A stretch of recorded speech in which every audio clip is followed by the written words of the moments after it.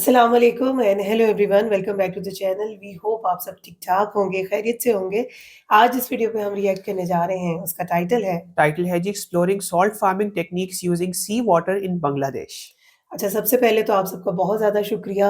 इतने सारे हमें मैसेजेस आए, सबने मुझे बहुत सी दुआएँ दी, बहुत शुक्रिया आपका। मतलब दुनिया में जहाँ भी हमारा चैनल देखा जाता है, आप लोगों ने इतनी सारी दुआएँ दी हैं ना, आपका बहुत-बहुत शुक्रिया। मतलब आप लोगों ने वाक़ई प्रूव किया कि जिस तरह से यूट्यूब फैमिली बनती है, आप लोग वाक़ई हमारी फैमिली का हिस्सा हैं।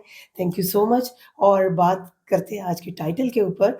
तो अभी कल हमने महेश खली देखा और हमने बिल्कुल, वहाँ पे देखा कि सॉल्ट सॉल्ट फार्मिंग हमने हो होती रही हुई थी। देखी। इससे बिल्कुल। पहले हमने कॉक्सेस बाज़ार को देखा हाँ। हुआ है हाँ जी। और बड़ा यूनिक प्रोसेस रहता है ये। बिल्कुल मतलब ऐसा ही हम है। जब पहली दफ़ा देखा था तो हम बहुत सरप्राइज़ हो गए थे देख हाँ, के। बिल्कुल बिल्कुल। इसी तरह से है। सो आज की वीडियो में भी हम सॉल्ट फार्मिंग देखने जा रहे हैं कि किस तरह से सी वाटर को कन्वर्ट किया जा रहा है सॉल्ट में, सारा प्रोसीजर क्या होगा, किस तरह से किया जाएगा। चलते हैं, पहले वीडियो देखते हैं, फिर करते हैं डिस्कशन। चलने से पहले वीडियो को स्टार्ट करें, चैनल पे नए तो प्लीज सब्सक्राइब कर लें और बेल आइकन प्रेस करना बिल्कुल मत भूलिएगा। तो चलिए चलते हैं अपनी वीडियो की तरफ और हाँ मैं आपकी रिएक्ट नेबर्स।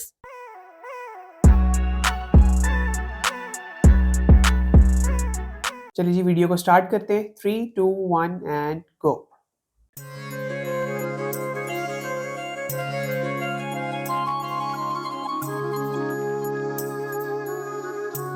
সুবিস্তীর্ণ জমিনের বুকে কেউ যেন কাঁচা হাতে এঁকে দিয়েছে ছোট ছোট আয়তক্ষেত্র।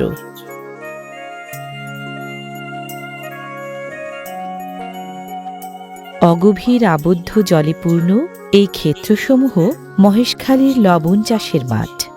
বাংলাদেশের প্রধান লবণ উৎপাদনকারী অঞ্চলের মধ্যে কক্সবাজারের মহেশখালী অন্যতম।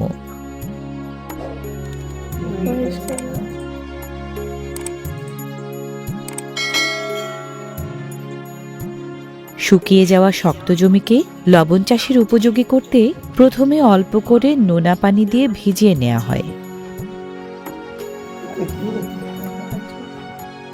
জমিতে সেচ দিতে এখানটায় এখনো সেউতি এবং দোন পদ্ধতির ব্যবহার চোখে পড়ে।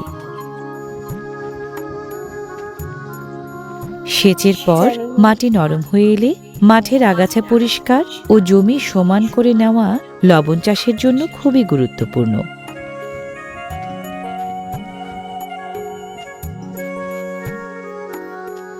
লবণ চাষের ক্ষেত্রভূমি বা সল্ট বেড অর্থাৎ লবণ মাঠ তৈরির প্রক্রিয়া বেশ চমৎকার। এটি পুরোপুরি প্রাকৃতিক প্রক্রিয়ায় প্রস্তুত করা হয়।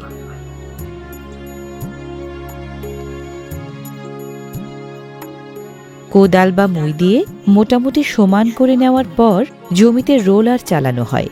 এ সময় জমিতে সামান্য নোনা পানি রাখা হয় যেন মাটি নমনীয় থাকে। লবণের মাঠে রোলার চালানো জমি প্রস্তুত করার সবচেয়ে গুরুত্বপূর্ণ ও চূড়ান্ত ধাপগুলোর একটি।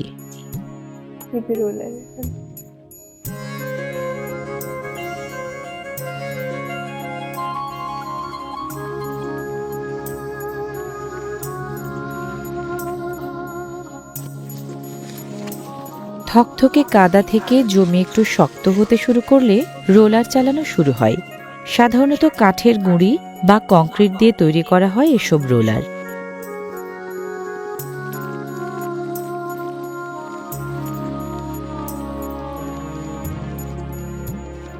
প্রায় শুকিয়ে যাওয়া নরম মাটিতে শেষবারের মতো রোলার চালিয়ে চূড়ান্ত করা হয়।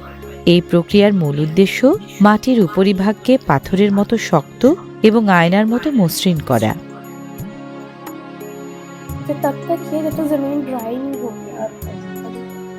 শুকিয়ে যাওয়া মসৃণ ও শক্ত জমিনের বুকে এখন পলিথিন বিছিয়ে দেওয়ার পালা।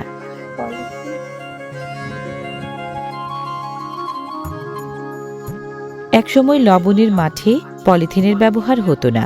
2000 সালের পর থেকে চাষিরা কালো পলিথিন ব্যবহার শুরু করেন। দ্রুত পানি শুকাতে, লবণ জমাট বাঁধতে এবং ময়লা মুক্ত পরিষ্কার লবণ পেতে এটি দারুণ কার্যকর।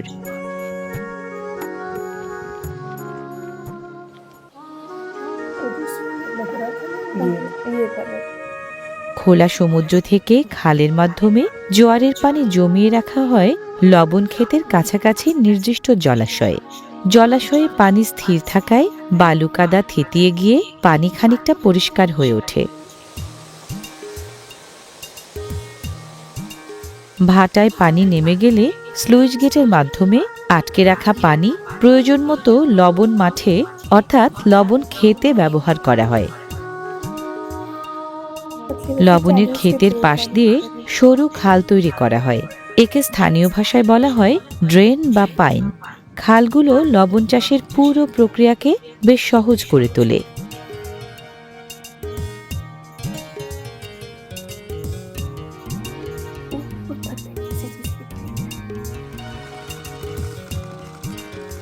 জলাশয় থেকে নোনা পানি সরাসরি মাঠে না ছেড়ে এমন চিকন খালের মাধ্যমে প্রতিটি ছোট প্লেটে পৌঁছে দেয়া হয়।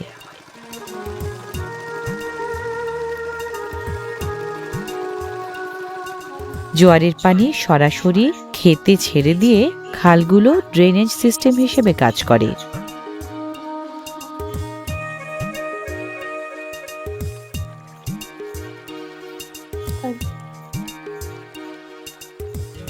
লবণের ক্ষেতে এক বেড থেকে অন্য বেডে পানি স্থানান্তরের প্রক্রিয়াটি কৌশলী এবং বিজ্ঞানসম্মত।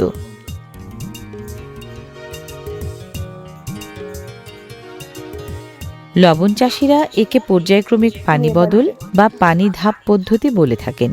এর মূল উদ্দেশ্য পানির ঘনত্ব ধীরে ধীরে বাড়ানো।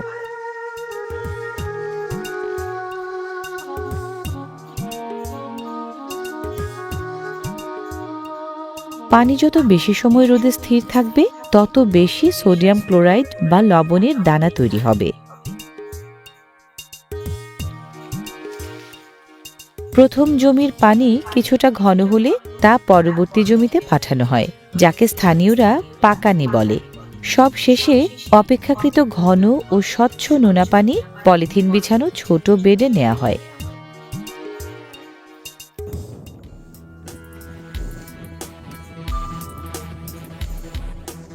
বেডে কালো পলিথিনের ব্যবহার লবণ উৎপাদনে এক বৈপ্লবিক পরিবর্তন এনেছে। একসময় মাটির ওপর সরাসরি লবণ চাষ করতেন চাষিরা, যাকে বলা হতো মাটি লবণ। বর্তমানে অধিকাংশ চাষি আধুনিক পলিথিন পদ্ধতি বেছে নিয়েছেন।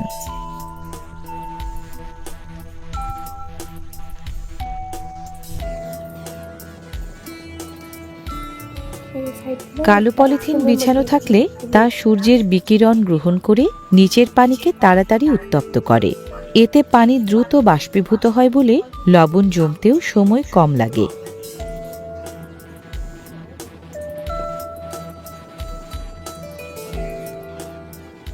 মাটিতে চাষ করলে লবণে কাদাবালু মিশিয়ে রং ধূসর বা কালো দেখায়।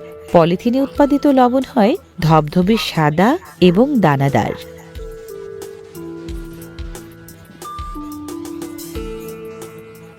পানি যখন অতিরিক্ত ঘন হয়ে যায় তখন এর উপরিভাগে ছোট ছোট লবণের কণা ভাসতে দেখা যায়। একে লবণের ফুল নামে চেনেন স্থানীয়রা। এই ছোট কণাগুলোই ধীরে ধীরে বড় হয়ে পলিথিনের উপর জমতে শুরু করে। সাধারণত 3 থেকে 5 দিন পানি জমিয়ে রাখলে লবণের আস্তরণ পড়া শুরু হয়।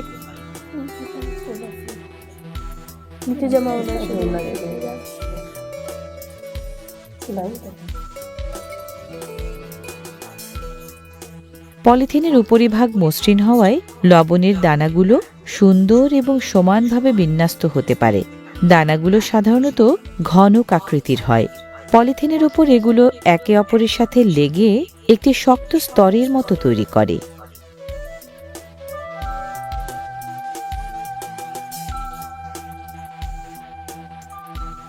মাটির স্পর্শ না থাকায় জমির লবণ কাচের মতো স্বচ্ছ হয়। পলিথিন থেকে তোলার পর তা দ্রুত শুকিয়েও যায়।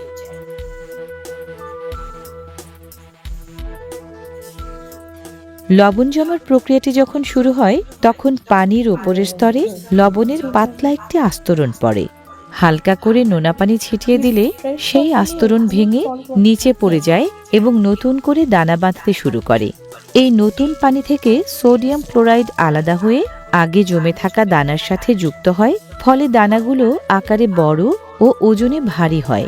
এছাড়া অতিরিক্ত গরমে দানার রং নষ্ট হওয়া থেকেও রক্ষা হয়।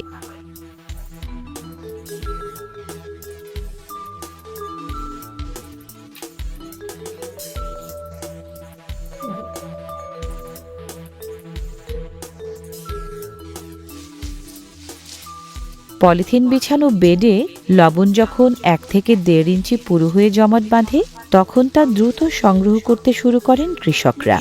बैटिंग का पहले से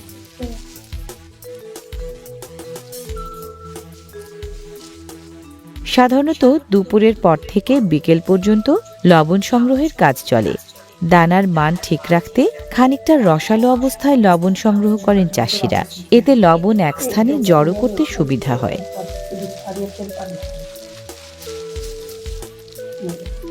कैसे इसको यहाँ रख के भी ক্ষেতের মাঝে লবণ সংগ্রহ করে লম্বা সারিবদ্ধভাবে স্তূপ করে রাখাকে স্থানীয় ভাষায় লবণের আইল বলা হয়। এভাবে রাখলে লবণের ভিতরে থাকা অতিরিক্ত তিতা নোনা পানি নিচের দিকে গড়িয়ে যায়।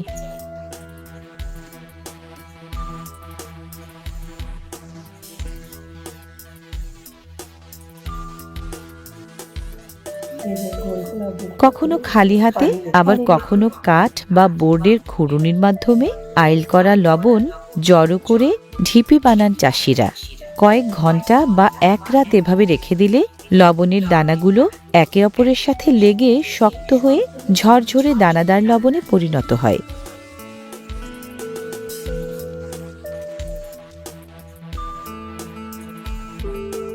इसको एक जगह पे লম্বা ও উঁচু করে স্তূপ করলে লবণের উপরের সামান্য অংশ বাতাসের সংস্পর্শে থাকে, তবে ভেতরের বড় অংশটি থাকে একদম পরিষ্কার ও ধবধবে সাদা।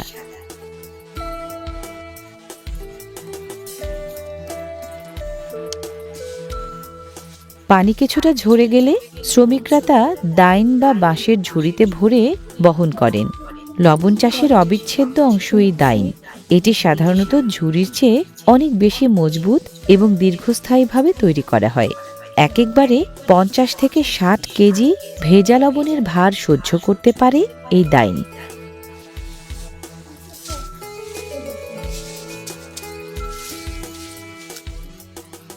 প্রচুর পানি আটকে থাকে বলে রসালো লবণ সাধারণ লবণের চেয়ে ওজনে অনেক বেশি ভারী হয়।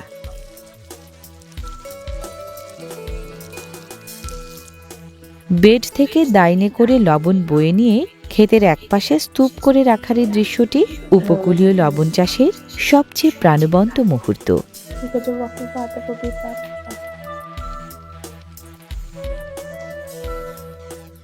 লবণের বেড থেকে আইল বা পার পর্যন্ত যাওয়ার রাস্তাটি খুবই পিচ্ছিল ও কর্দমাক্ত হয়। এখানে চাকাওয়ালা কোনো যান বা ঠেলাগাড়ি চালানো অসম্ভব। একমাত্র মাধ্যম হল দাইন।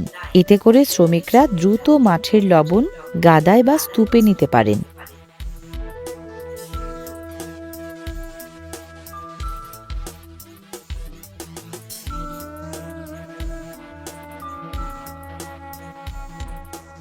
স্তূপ করার প্রক্রিয়াটি কেবল লবণ জমা করে রাখাই নয়, বরং এটি লবণের গুণগত মান বৃদ্ধির একটি প্রাকৃতিক উপায়। এসব স্তূপ পয়েন্ট থেকে নিয়ে ট্রাক বা নৌকায় লোড করা হয় লবণ। পয়েন্টগুলো লবণতলা নামে খ্যাত।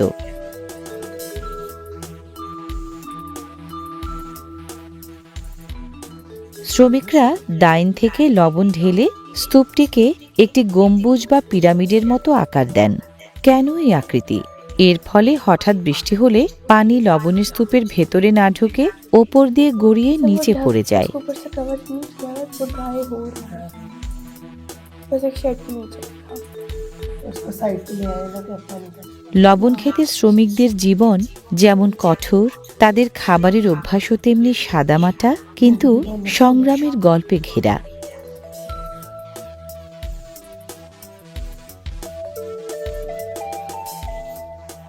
লবণের ক্ষেতগুলোতে বড় গাছপালা থাকে না বলে কড়া রোদ মাথায় নিয়ে আর শক্ত জমিনের বুকে আতিথেয়তার আসন পেতে অনাড়ম্বর আয়োজনের মহাভোজ সেরে নেন পরিশ্রমী মানুষগুলো।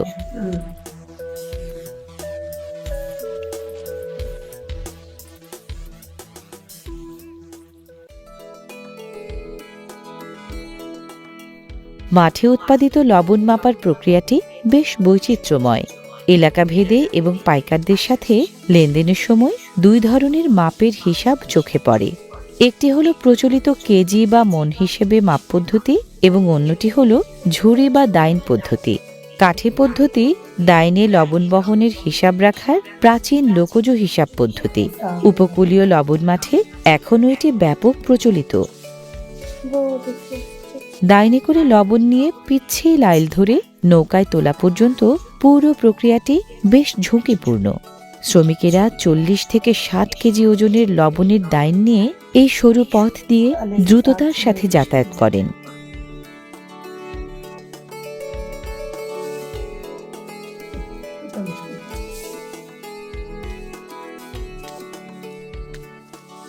নভেম্বর থেকে মে পর্যন্ত লবণ উৎপাদনের মৌসুম হিসেবে ধরা হয়। এই কয়েক মাসে স্থায়ী শ্রমিকের পাশাপাশি প্রচুর মৌসুমী শ্রমিকের দেখাও মেলে।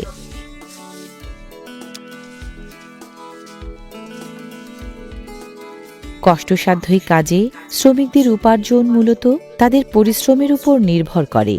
দক্ষ শ্রমিকের মজুরি প্রতিদিন 600 থেকে 800 টাকা পর্যন্ত হয়।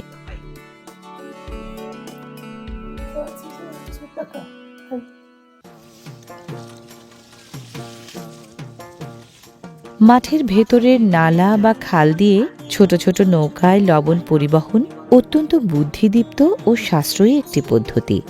মহেশখালীর মতো নিচু এলাকার মাঠগুলোয় যেখানে রাস্তাঘাট কম, সেখানে ছোট নৌকাই প্রধান ট্রান্সপোর্ট হিসেবে কাজ করে।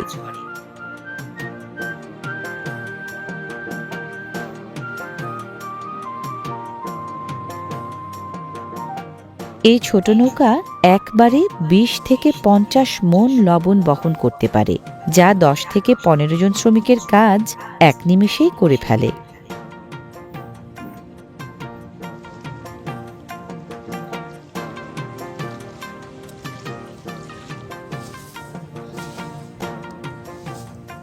মহেশখালীতে উৎপাদিত কাঁচা লবণ নৌপথে দেশের বিভিন্ন প্রান্তের লবণ মিল বা পরিশোধনাগারগুলোতে পাঠানো হয়।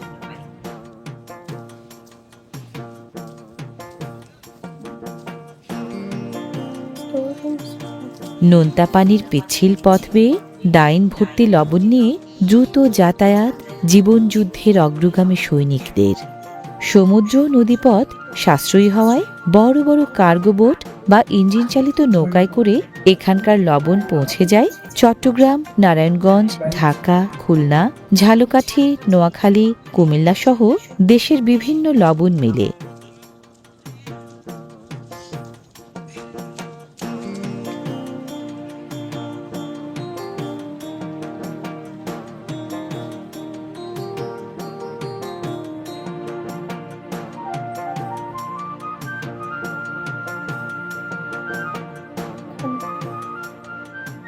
বেলা গড়ালে লবণ শ্রমিকেরা হালকা পাতলা নাস্তা খাওয়া ও আড্ডার ছলে নিজেদেরকে একটু ঝালিয়ে নেন।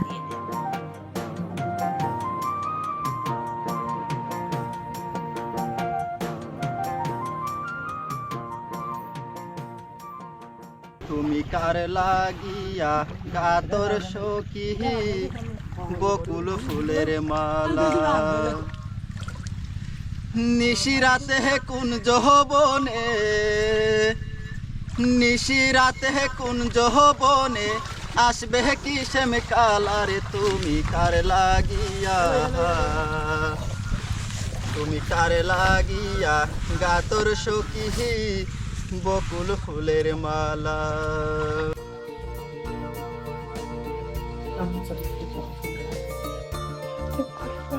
মহেশখালীর যেসব সল্ট বেডের পাশ দিয়ে প্রধান সড়ক বা এলজিইডি রোড রয়েছে, সেখানে নৌকার বদলে সরাসরি ট্রাকে লবণ লোড করা হয়।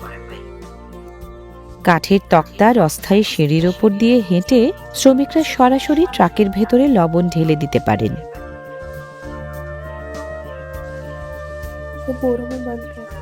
সরাসরি মাঠ থেকে ছোট নৌকায় করে আনা লবণ বড় বার্জ বা ট্রলারে স্থানান্তর করা একটি কৌশলগত প্রক্রিয়া।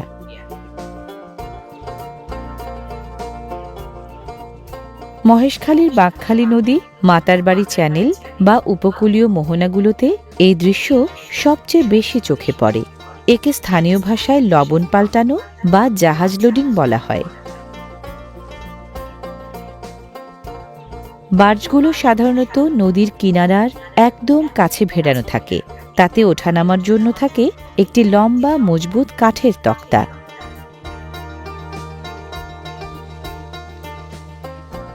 ডাইন ভর্তি লবণ নিয়ে ক্ষিপ্রতার সাথে সেই তক্তা বেয়ে বার্জে ওঠে লবণ ঢেলে দিয়ে আবার ফিরে যান শ্রমিকরা।